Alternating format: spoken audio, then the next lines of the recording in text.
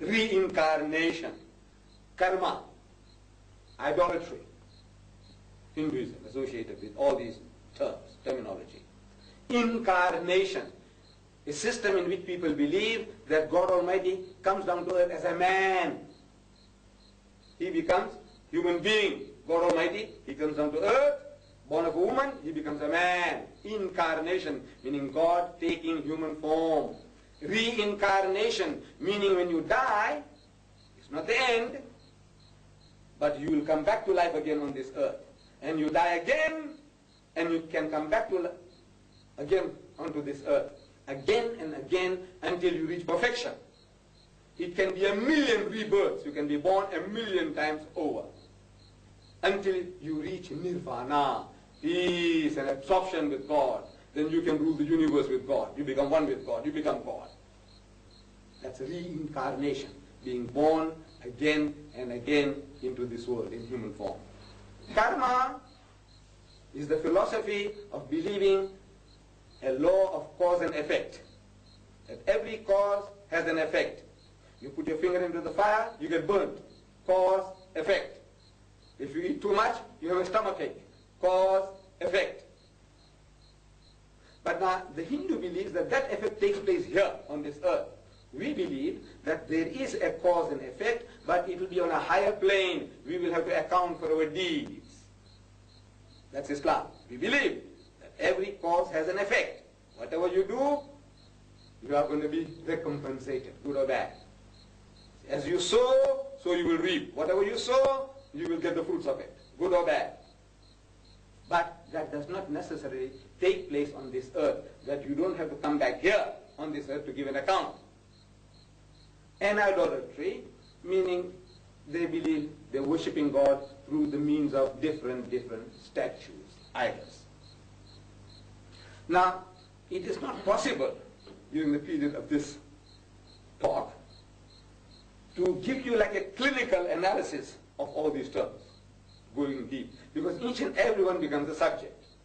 Actually, Hinduism is such a vast thing that it calls for a series of talks, not just one talk, to give you in one brief nutshell, say, look, this is Hinduism.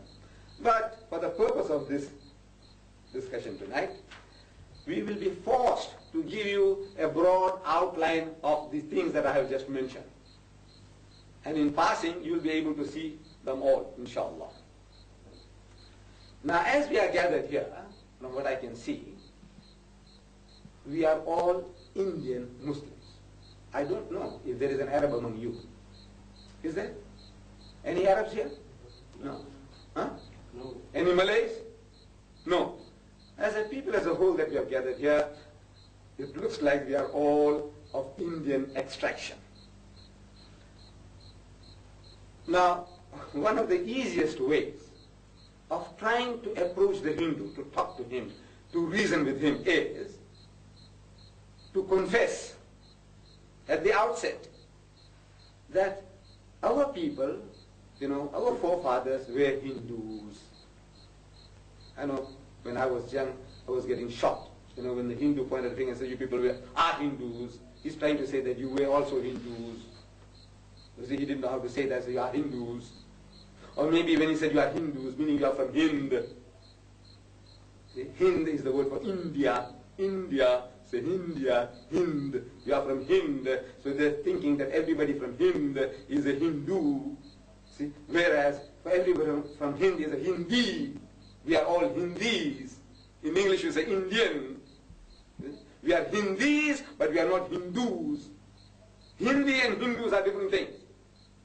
The guy is getting confused. He thinks now, being from Hind, we are Hindi, thinking we are Hindu. So no, our forefathers were Hindus. And we have been Hindus for 5,000 years. If somebody wishes to claim that he's got some Arab blood in him, good luck to him. Somebody says you've got some Persian blood in him, good luck to you. Somebody says we've got some Turkish blood in us, good luck to you. But coming from India, our ancestors were all Hindus. Now once you confess that, you see, it makes it easier for the Hindu to listen to you. This is our people, my people, what happened? How is it that this guy is talking differently now? So now you start broaching the subject. And I have been using a technique. You know, I live in Berlin. That's about 30 kilometers outside Durban. And Berlin is today Indian, according to our government regulations. The majority of the people are Indian, so they made it an Indian township. Coming from Berlin, Ottawa, Indian, Mount Edgecombe, Indian. And as I come from Berlin, going to Durban, I find some Indian people standing by the roadside, so I give them lift. It's something that is seems to be beyond my control. Though my wife keeps on telling me, say, don't give lift to anybody, because we have been reading about things, you know, what happens if people give lifts and they get bashed and the cars get stolen and they don't find their husbands anymore. But somehow I feel that the Indian who's standing on the roadside, he's not waiting to bash you on the head, the Indian. The white man, unfortunately, we have to say it's again and again he bashes his benefactor. The most dangerous guy in South Africa is the white man. Not the Indian, not the colored, not the African. If he wants to bash your head, he'll come and look for you. He'll find you and he'll do his job. But he won't stand on the roadside waiting for a lift to do that. So I'm compelled, in some type of compulsion, inner compulsion. See an Indian, I just want to go on, but I can't help it. I stop the car as I get inside. Now once that fellow gets inside the car, I must talk to him. I want to make him pay for the lift. Not in money, but, you know, we must do a job of work. So immediately I says, what church do you belong to?